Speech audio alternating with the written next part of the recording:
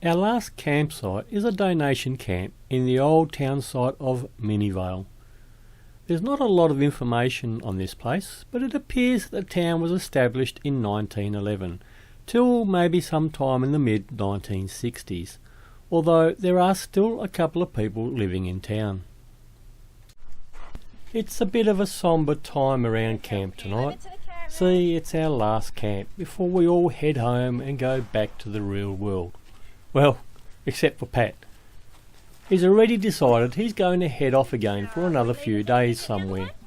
It's alright for some. The struggle to set up camp isn't lost on Pat. The whole trip he's made it known that set up for him is to open the side door.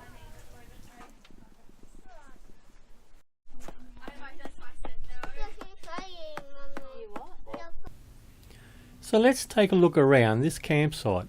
As you can see, there is plenty of room for any type of vehicle.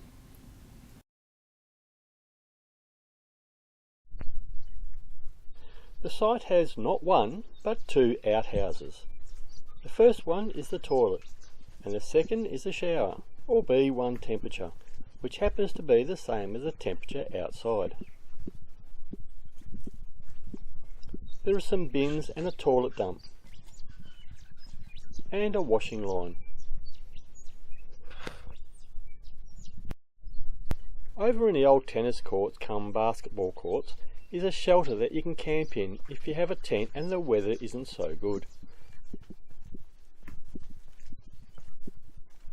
Surprisingly, it comes with a defib and a map of Darren, which is maybe 20 minutes up the road.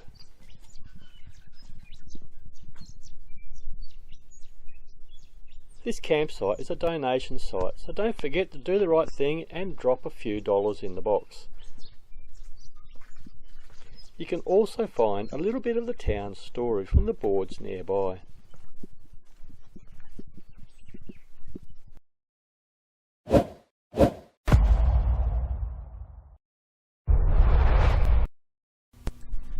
Now let's take a walk around town and see what we can find.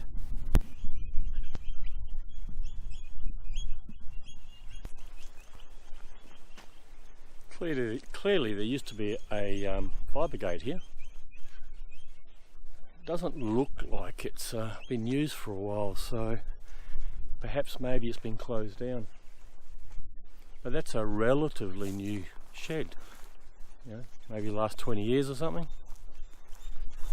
And then we've got an old shop here.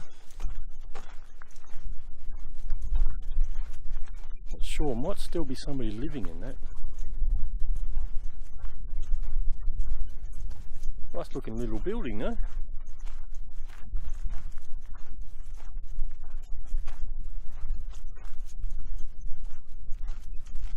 I'm going to suggest somebody perhaps still lives in that house there. So obviously there is somebody that lives here still.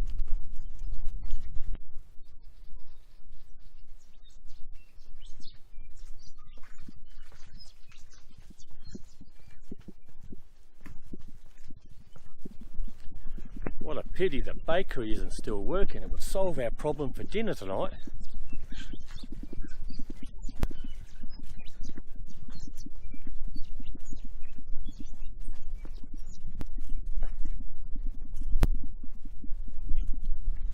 Just imagine all the cakes and bread that would come out of here. You know, this probably somebody would pay a fortune in a shop to have something like that.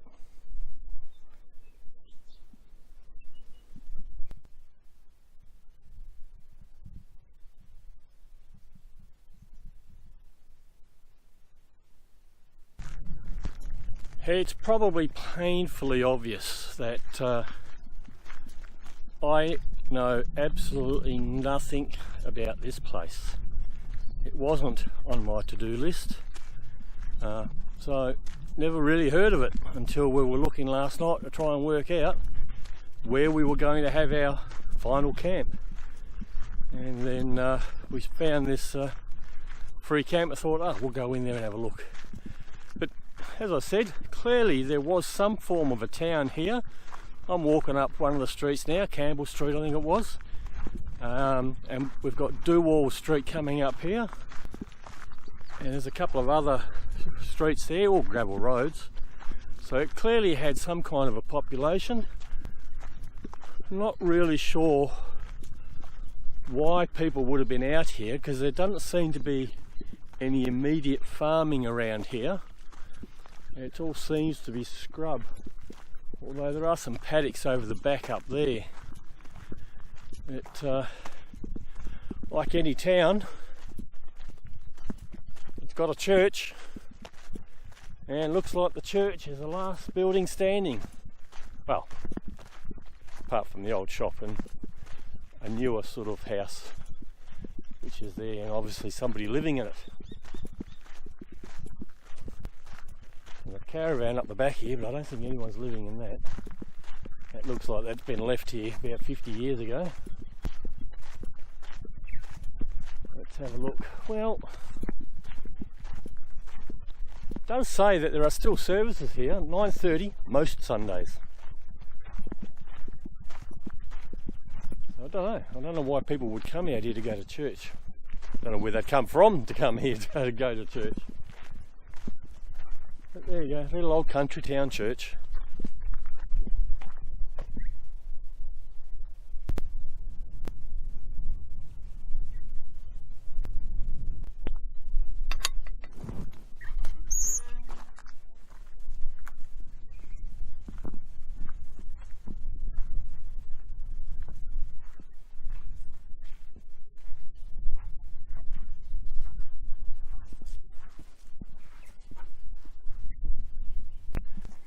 You know, that might have been the first time in 20 or 30 years somebody's opened that gate and walked through it.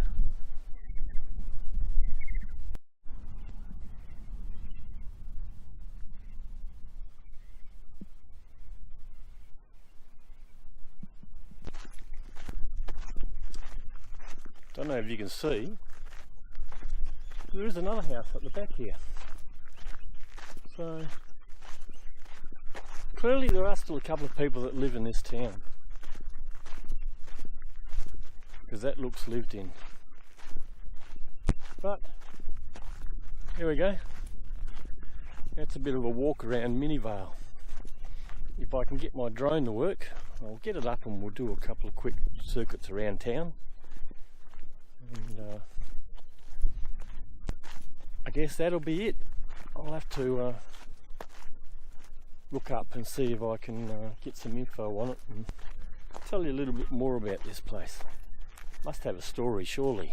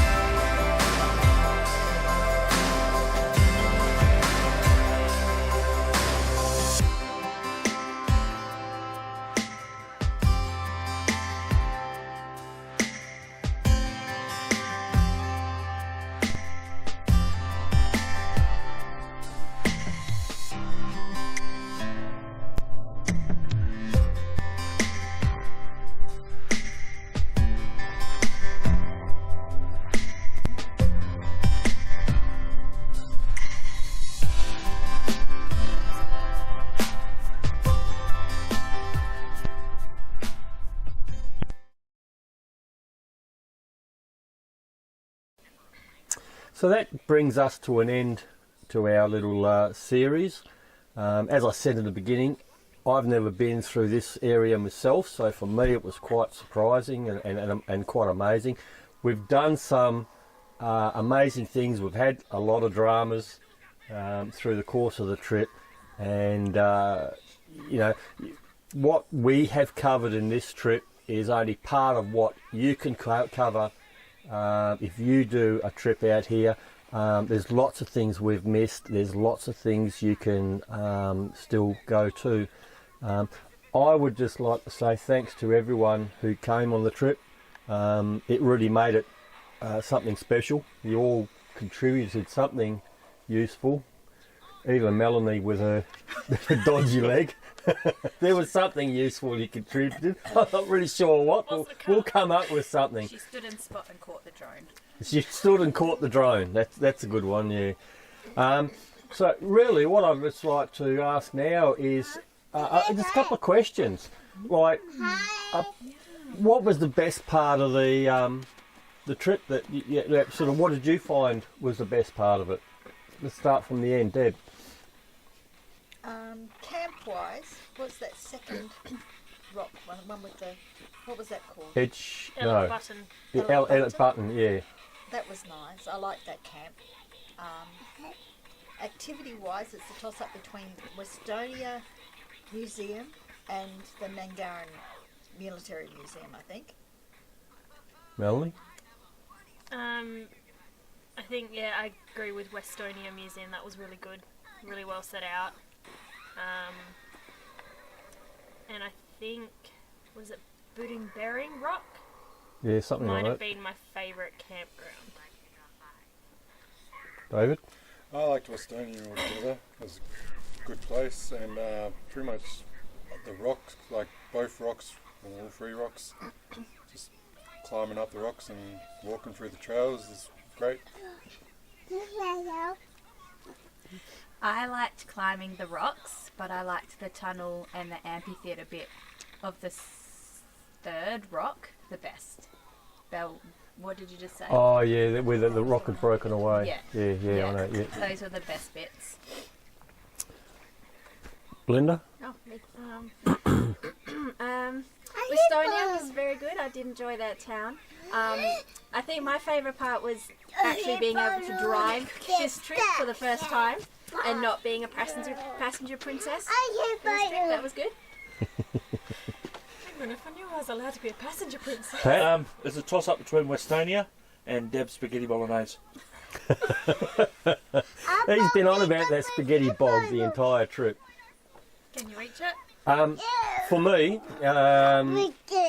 the best part's not having to go to work. That's got to be the best. But I liked the camps, the rocks. What's it? Bering Budding, whatever it's called. Bering Booting. That's the one. That was an amazing campsite, and Edge Button. Both of them were Elliot Button. Yeah, that one. The second one. They were both really good camps. For me, I think the biggest surprise for me was Westonia. Like, I had been through Westonia a couple of times before, as I said in the video, just sort of passed through. So I kind of had an idea what was there. But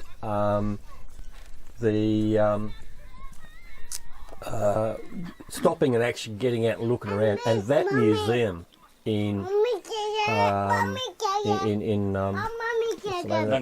No, not Nangaran. Westonia. Westonia.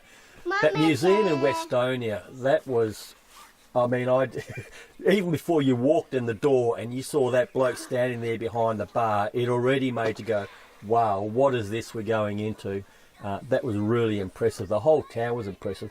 And I'll tell you what else I liked was that woman that showed up to tell us about her father who come up with the idea, who was a councillor, came up with the idea to do what they have done in town there. You could tell she was a very proud daughter and was keen to tell the story. So I think that was pretty impressive as well. So that's the good stuff. let's talk about the bad stuff. And we're not going to talk about Melanie's car. We all know that that was a bad thing, all right? So let's leave Melanie's car out of it. Right, let's go from this end. Belinda, what didn't you like? I probably shouldn't have started with that end. Spider camp. Spider camp. No, spider camp. Hated it. Where was Spider camp? I don't remember. Oh, Eaglestone. Eaglestone Rock. Eaglestone Rock. Hard pass. So, not a keen camp spot for you. No. I would probably just go for the day and then leave at night time when the sun sets. Out. All right. Yeah. Made it easy. Your Worst problem I had was my lithium batteries. That just made the trip a little bit harder. But other than that, there's nothing to complain about. Deb? I think the worst thing was having to pack up for the storm that came through. Who packed up? Well, some of us in tents did. You know, just worrying whether it was the right decision and things like that. That's the worst part. Melanie? Ending up with his car. We're not allowed to talk about that. I think the worst campsite for me was the Meriden one. Even though we weren't camping in the, like we were in the room. Oh, the rooms themselves you didn't like? Yeah, and the facilities there, like the bathrooms weren't great. Right, okay. So that was the worst bit for you besides the car? Yeah, all right. You haven't got the bill for the car yet? David? No, really can't really think of anything too bad other than, like I said, that camp sounding like all kinds of beetles and insects are trying to break into the tent, but other than that, nothing really too bad. Yes, yeah. Well, when you go to the toilet and a scorpion brushes past your foot, that's probably it for me. I liked Eaglestone during the day, but when the sun went down, it was terrifying, and I had to lock myself in the tent from fear of beetles and spiders and scorpions. So I'm glad the storm came. For me, look, I really can't think of a bad thing or something I didn't particularly like in the whole trip. There were moments, but you know, everything has moments, I suppose. But yeah, I really can't sort of think of anything really, I suppose. Jackson. What else can we talk about? Anyone else want to throw any comments in about anything? Oh, okay, so you don't, Jackson. We're understanding that. His favourite part was the trains. Yes. Oh, let's talk about the museums. I mean, we talked about Westonia. We all sort of already commented on Westonia, but the Nangaran Military and Machinery Museum. What was people's thoughts on that? They had lots and lots of cars, like lots of cars and trucks and tanks and stuff. It was, and there was like I thought it was cool because there were so many different things to look at, and they let Jackson sit in some of the cars, so he was did they pretty really? happy. Yeah, there were the cars that were open. He was allowed to sit in. So, Oh, okay. Yeah. I wasn't. I never got the invite. She told us all at the beginning. So. Obviously, he didn't pass the cuteness test. Probably, apparently, yeah. When you want things, you go, please. Anyone else want to comment on Nangaran? I really liked some of the things that he said when we were talking to him, and you could tell that he was passionate about the place and had a plan for where he wanted it to go in the future, and that he showed us some of these cool things behind the scenes. I was just happy he had the time to actually talk to us. I mean, that was pretty good. Anything on it? No. I enjoyed it. I mean, a few less of the spiders crawling around. There was Would be great, one spider. but the rest of it was good. It's an old place. You've got to get spiders put in. I mean, you know. What about the? Oh, yeah. Okay. Yeah. What about anything else except for today? I really like Gavin, the Gavin night. Oh yeah, Gavin was pretty cool. That was Gavin. a good campsite. I recommend that one. Yep. No, that was good. Yes, that was a free camp at Gabon, which was a donation to use the toilets and showers, hot showers. That was a pretty good spot. I was a bit surprised because it was the start of the wildflower season. I kind of thought we're going to be inundated everywhere we go with trying to find somewhere to camp because there'd be so many people out and about. Luckily for us, wildflower season out this way has started late, and that meant not so many people were out and about. They're only just starting to come out now, so the people and the flowers actually for that fact too. But and so timing for us probably was really good because there wasn't so many people around. We could get into places like where we are today, or tonight. So that I think was a big bonus. I liked that everywhere had a toilet. Well, I planned it that way. So anyone else got any last minute comments? Would you recommend this trip to other people? That's a good idea. There's lots to see along the way. Yeah, I would. Would you prefer to do something along the coast with a million other tourists, or come out this way? Bush. No. Out here. Bush. The roads were lovely. The bush on what before the part bush of got bush. too bushy. Definitely wouldn't recommend going to the spider home. But yeah, the rest of it maybe. Right. All right then. Okay, so as I said, that's this series finished. I hope you've enjoyed watching the series, and if you come out here to have a look around, leave a note down below there. Let us know that you've been out and what experiences you had.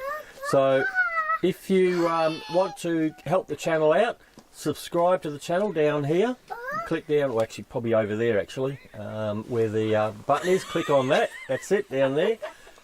Don't forget to hit the thumbs up that you like this this series, and keep comments down there, as I said, because that really helps the channel out. Oh, and one last thing, while we've been away and out of phone contact, at some point through there, I hit the 1,000 subscribers mark. So thanks to everybody for subscribing to my channel and supporting us that way. And I'd also like to thank the sponsors. Oh wait, hang on, I ain't got no sponsors. So if you want a sponsor, email's down the bottom down there in the description. Send me an email and we'll discuss sponsorship. But until the next time, happy travels. Is that a wrap? And that's a wrap. Jackson should have shouted, hip hip hooray!